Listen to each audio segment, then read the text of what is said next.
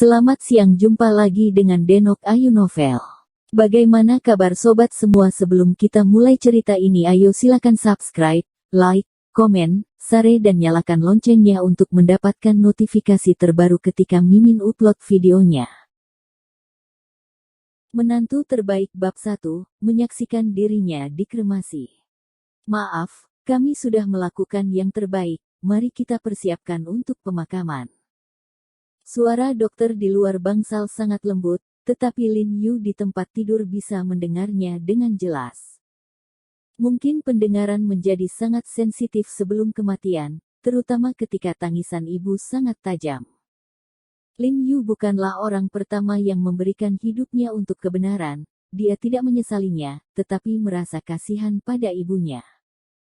Ayahnya meninggal lebih awal, dan ibunya menyeretnya dengan satu tangan. Dia tidak tahu seberapa besar penderitaan yang dia alami. Sekarang dia dirawat di rumah sakit rakyat Qinghai dengan hasil yang sangat baik, dan hidupnya bersama ibunya akan cerah, tetapi tanpa diduga, kecelakaan seperti itu terjadi. Persetan. Jika orang baik benar-benar tidak dihargai, Lin Yu mengutuk dengan suara rendah, kelopak matanya tidak bisa lagi menahan, dan dia perlahan menutup.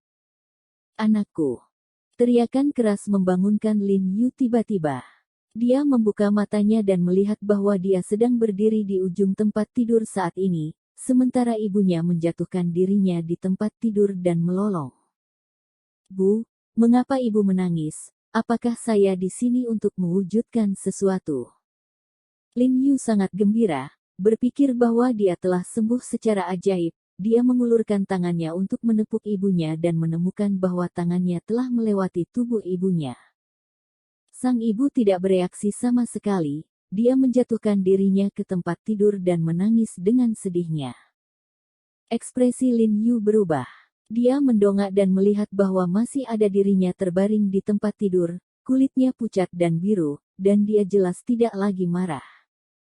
Saya mati. Lin Yu menatap dirinya sendiri berdiri di ujung tempat tidur, dan menemukan bahwa tubuhnya sedikit pucat dan sedikit transparan. Lin Yu kaget, ternyata orang benar-benar memiliki jiwa setelah kematian. Tidak peduli apa yang dia katakan atau lakukan, ibunya tidak bisa merasakannya.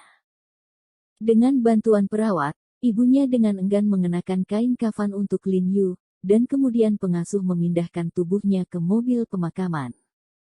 Sang ibu masuk ke dalam mobil dan duduk di samping mayatnya, memegang erat tangannya, air mata mengalir dari rongga matanya yang merah dan bengkak. Yuer, jangan khawatir untuk pergi.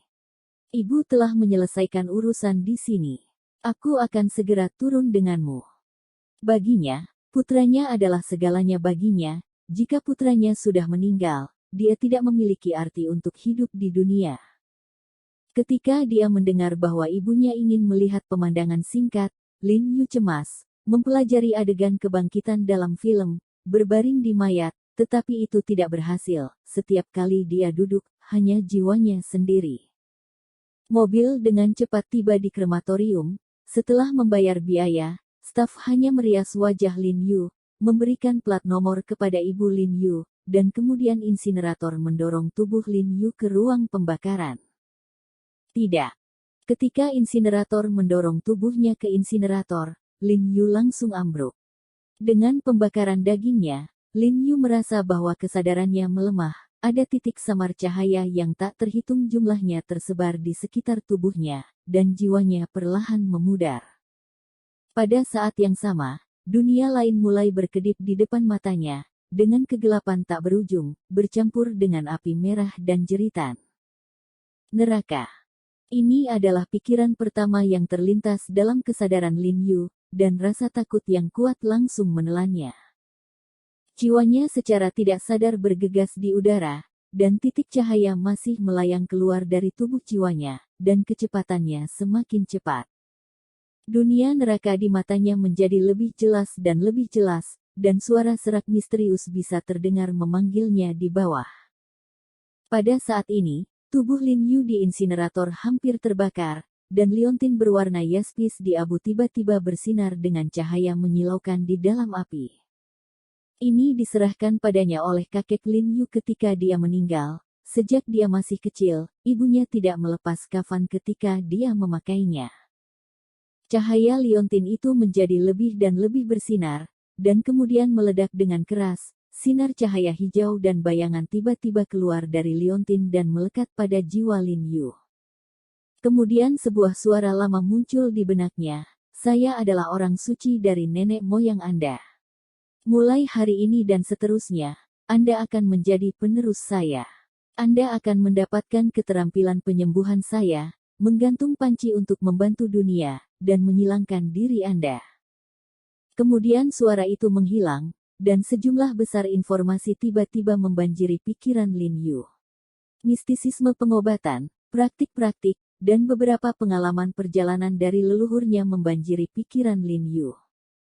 Membaca informasi di benaknya, Lin Yu merasa sangat bersemangat, seolah membuka pintu ke dunia baru. Tapi kegembiraan itu cepat berlalu. Apa gunanya mewarisi teknik rahasia? Dia sudah menjadi orang mati yang akan masuk neraka. Pikiran ini melintas, dan Lin Yu tiba-tiba memiliki ingatan tentang kebangkitan dalam pikirannya. Kenangan menunjukkan bahwa melalui kebangkitan, seseorang yang tidak kehilangan jiwanya setelah kematian dapat dilahirkan kembali. Tetapi tubuh Lin Yu telah berubah menjadi abu dalam api, tetapi untungnya, ada juga catatan tentang metode kebangkitan tubuh yang rusak, tubuh dimusnahkan, hantu ditemukan, tubuh yang hidup ditemukan, dan melekat. Lin Yu menarik napas dalam-dalam, artinya tubuhnya rusak, dan jika dia ingin dibangkitkan, dia hanya bisa berubah menjadi hantu melalui kebangkitan dan menemukan tubuh orang lain untuk merasukinya. Anda harus tahu bahwa dalam kesadaran manusia, hantu adalah penjelmaan dari kejahatan. Selain itu, jika Anda berada dalam tubuh orang lain, bukankah itu sama dengan merampas nyawa orang lain secara terselubung? Setelah ragu-ragu, jiwa Lin Yu menjadi semakin lemah. Hanya hantu yang tersisa, dan suara di telinganya menjadi lebih jelas. Lin Yu menggertakkan giginya dan melihat mayat-mayat yang didorong ke ruang pembakaran satu demi satu. Tiba-tiba dia mendapat ide. Orang mati tidak bisa melakukannya, jadi haruskah orang mati yang hidup melakukannya? Beberapa menit kemudian, Lin Yu tiba di pusat perawatan vegetatif terbesar di kota Qinghai. Banyak vegetatif tidak sadar dan tidak bisa bangun sepanjang hidup mereka. Mereka hanya hidup dengan tubuh mereka. Lin Yu percaya bahwa memilih orang seperti ini bukanlah pembunuhan. Pada awalnya, Lin Yu harus mencari dari bangsal ke bangsal, mencari tubuh yang cocok. Tetapi menemukan bahwa kesadarannya semakin lemah, dan itu akan segera menghilang, dan panggilan dari neraka menjadi semakin mendesak. Lin Yu tidak punya waktu untuk berpikir lebih banyak. Dia melihat seorang pria vegetatif berusia 20-an, melantunkan teknik kebangkitan, dan tiba-tiba berubah menjadi kepulan asap putih, dan masuk dengan putus asa. Kamu tidak bisa melarikan diri. Pada saat yang sama, panggilan di telinganya tiba-tiba berubah menjadi jeritan, dan kemudian Lin Yu kehilangan kesadaran. Ketika Lin Yu bangun lagi, dia hanya merasakan silau itu. Butuh beberapa saat sebelum dia terbiasa. Dia menundukkan kepalanya untuk melihat bahwa dia terbaring di bangsal. Berhasil. Lin Yu hampir berteriak kegirangan, tiba-tiba duduk, melirik tubuh barunya, dengan bersemangat merobek jarum di tangannya, dan kemudian melompat dari tempat tidur, tetapi ketika dia jatuh ke tanah, dia terhuyung-huyung dan jatuh ke tanah. Mungkin karena berbaring dalam waktu yang lama, otot pemuda itu sedikit mengalami atrofi. Lin Yu terhuyung dan bangkit, melihat ke kalender di dinding, dan menemukan bahwa itu sudah keesokan harinya.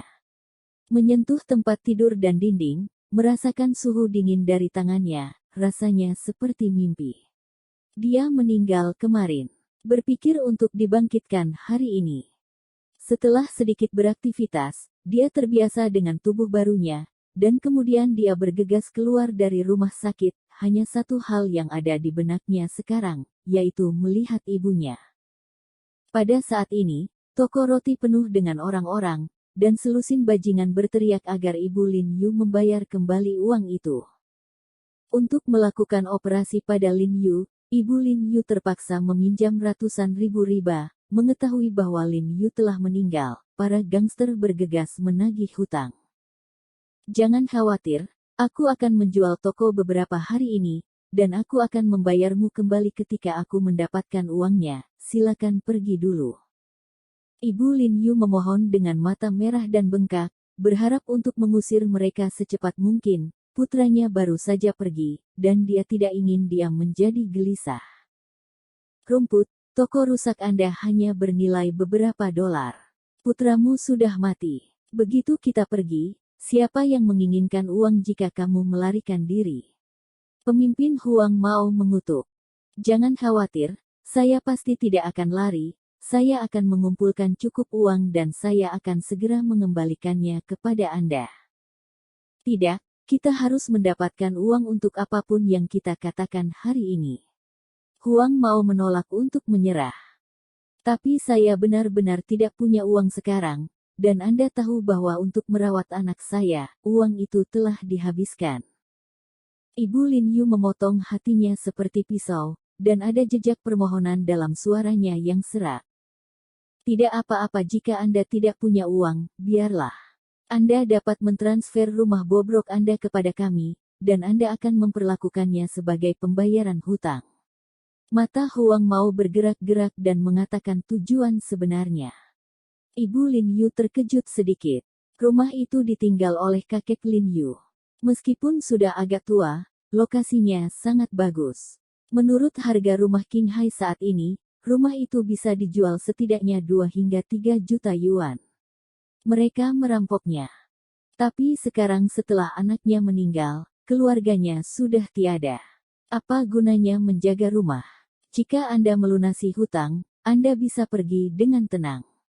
Memikirkan hal ini, Ibu Lin Yu menganggukkan kepalanya dengan putus asa. Saat dia akan setuju, teriakan marah tiba-tiba datang dari luar pintu. Tidak. Rumah kita setidaknya bernilai beberapa juta, kalian perampokan. Segera setelah itu, Lin Yu bergegas dengan tubuh barunya. Persetan denganmu, di mana bajingan itu pantatmu. Huang Mao tidak melawan amarahnya. Dia melihat gaun rumah sakit di Lin Yu, mengira itu adalah Neropati, jadi dia bergegas dan mengangkat tangannya. Sebuah tamparan. Lin Yu tanpa sadar bersembunyi, mengulurkan tangan dan mendorong. Huang Mao terbang dalam sekejap, terbang sejauh 5 atau 6 meter, membuat busur di udara, dan membanting ke meja di dalam. Bunuh dia untuk Lao Su. Huang Mao menjerit 2 kali sambil memegangi dadanya, lalu memerintahkan selusin gangster lainnya bergegas, mengepung Lin Yu dengan pukulan dan tendangan, dan Lin Yu dengan cepat mengangkat tangannya untuk melawan. Kemudian terdengar suara ratapan di toko roti, dan para gangster menjerit lagi dan lagi. Selusin dari mereka naik bersama-sama, dan mereka bahkan tidak menyentuh sudut pakaian Lin Yu, dan tinju dan kaki Lin Yu memukul mereka seolah-olah mereka ditabrak mobil. Mereka hanya butuh pukulan dan mereka tidak bisa bangun kesakitan. Lin Yu sendiri juga sangat terkejut, mengatakan bahwa hantu itu sangat kuat, tetapi dia tidak berharap itu benar, dan gerakan orang-orang ini tampak sangat lambat baginya, dan mereka mudah dihindari. Panggil polisi. Panggil polisi. Huang Mao ketakutan dengan pemandangan di depannya. Dia telah melihat seseorang yang bisa bertarung, tapi dia belum pernah melihat seseorang yang bisa bertarung seperti ini. Itu sama sekali bukan manusia. Setelah mendengar panggilan ke polisi, Ibu Lin Yu bergegas dan meraih tangan Lin Yu, dan berkata dengan cemas, "Anak muda, mereka akan memanggil polisi. Pergilah, saya akan urus di sini." "Bu, apa yang kamu katakan? Di mana aku bisa meninggalkanmu?" Lin Yu sangat senang karena air mata mengalir, dan sangat senang melihat ibunya hidup. Mendengar namanya, ibunya sedikit terkejut dan menatapnya dengan tatapan kosong. Melihat mata ibunya, Lin Yu bangun dalam sekejap. Dia masih hidup, tetapi dia mengubah tubuhnya, dan ibunya tidak mengenalinya sama sekali. "Maaf Bibi, Aku memikirkan ibuku ketika aku melihatmu, jadi aku tidak bisa menahan diri untuk tidak mengatakannya, tidak apa-apa. Lin Yu takut membuat ibunya takut dengan mengatakan identitas aslinya, jadi dia buru-buru berbohong. Tidak apa-apa, nak, cepat pergi, urusan keluarga kami tidak bisa menyakitimu, kata ibu Lin Yu sambil mendorongnya keluar. Lin Yu tidak menjawab, dia menyentuh sumpit di atas meja dan membuangnya. Sumpit itu ditembakkan ke arah Huang Mao dengan cepat, dan dengan keras, memakukan telepon yang baru saja ditempelkan oleh Huang Mao 110 ke dinding. Wajah Huang Mao menjadi pucat karena ketakutan, dan sumpit di dinding hanya berjarak 1 cm dari telinganya, jika sedikit lepas, paku di dinding adalah kepalanya. Tolong, tewas, tolong. Huang Mao tiba-tiba berteriak ketakutan. Keluhan yang tidak bisa diucapkan dalam suaranya jelas karena mereka berutang uang padanya lebih dulu. Berhentilah berteriak, aku akan membayar uang untuk dibikin. Lin Yu berkata dengan dingin, karena dia dibangkitkan, dia harus membayar hutang ini sendiri. Anak muda, bagaimana ini bisa berhasil? Pertama kali saya melihat Anda, bagaimana saya bisa membiarkan Anda membayar kembali uang untuk saya? Ibu Lin Yu memandang Lin Yu dengan bingung, tidak tahu mengapa, pemuda ini memberinya perasaan deja vu. Dia tidak terkejut Lin Yu mengetahui nama belakangnya. Banyak netizen yang tahu bahwa putranya memberikan nyawanya demi keadilan. Nama dan informasi kontaknya juga telah dicopot. Banyak orang baik yang akan datang untuk mengantar putranya pergi, tetapi dia menolak. Naik. Oke, ini yang kamu katakan. Jadi kamu bisa memberi kami uang. Huang Maoke tidak peduli mengapa Lin Yu membayar kembali uang itu untuk orang lain, selama dia bisa mendapatkan uangnya, tugasnya akan selesai. Beri aku 3 hari, kata Lin Yu. Huang Mao sedikit terdiam, berkata begitu hebat, dia pikir dia bisa segera mengeluarkan uangnya. Apa? Kamu tidak percaya padaku? Melihat Huang Mao tidak berbicara, Lin Yu mengerutkan kening, nadanya sedikit dingin. Percayalah, tapi kakak, kau harus memberitahuku namamu, kan? Huang Mao menggigil saat menatap mata dingin Lin Yu. Nama depan. Ya, saya berjalan terburu-buru di pagi hari, dan saya bahkan tidak punya waktu untuk membaca nama orang ini. Jangan khawatir, aku berjanji akan melakukannya. Dengan cara ini, setelah 3 hari, dia akan tetap di sini. Datang saja dan aku akan membayarmu kembali bersama dengan keuntungannya. Alasan mengapa Lin Yu begitu percaya diri adalah karena tubuhnya sendiri. Dia berpikir bahwa karena dia bisa tinggal di pusat pengasuhan anak, tidak peduli betapa biasa keluarga pemuda ini, dia setidaknya bisa mendapatkan 100 atau 200 ribu yuan. Setelah melihat keahlian Lin Yu, Huang Mao tidak berani mengatakan apa-apa, hanya akan menganggukkan kepalanya untuk setuju, tiba-tiba menatap keluar toko dengan kosong, seolah tertarik oleh sesuatu. Lin Yu juga melihat keluar dengan rasa ingin tahu, dan melihat BMW X5 merah di pintu ketika pintu terbuka. Dia melangkah keluar dari kaki putih dan ramping kemudian dia naik ke mobil dan mendapatkan sosok tinggi dengan gelombang putih. Wanita cantik dengan gaun simian. Kecantikan dalam rok panjang menarik rambut hitam panjangnya dan melepas kacamata hitamnya, kulit putih dan wajahnya yang halus sangat mengejutkan. Huang Mao dan kawan-kawannya tercengang. Lin Yu tidak bisa menahan diri untuk tidak tertarik juga, keindahan dan temperamen kecantikan ini memang yang terbaik. Kecantikan di rok panjang mengangkat kepalanya dan melirik ke toko roti, sedikit mengernyit, dan berjalan dengan cepat. Cantik, apakah kamu ingin membeli roti isi? Lin Yu tidak bisa membantu tetapi berkata, dia dulu membantu ibunya menjual roti kukus, dan baru saja bertemu orang-orang seperti ini, yang telah menjadi refleks. Kamu memanggilku apa? Si cantik dalam rok panjang menatapnya dengan dingin, nadanya tidak senang. Kecantikan. Lin Yu merasa bahwa tidak ada masalah dengan gelarnya, Dan tidak bisa tidak merasa sedikit bingung untuk pertama kalinya, saya melihat memanggil seorang wanita cantik dan tidak mau mendengarkan. Si cantik dengan rok panjang menatapnya dan berkata dengan dingin, "Oke, He Jiarong, telah koma selama 2 bulan, dan bahkan tidak mengenal istrinya." Bersambung. Terima kasih kepada kalian yang telah menonton video ini. Jangan lupa tekan tombol subscribe-nya dan nyalakan notifikasinya untuk mendapatkan video-video seru lainnya dari Denok Ayu Novel.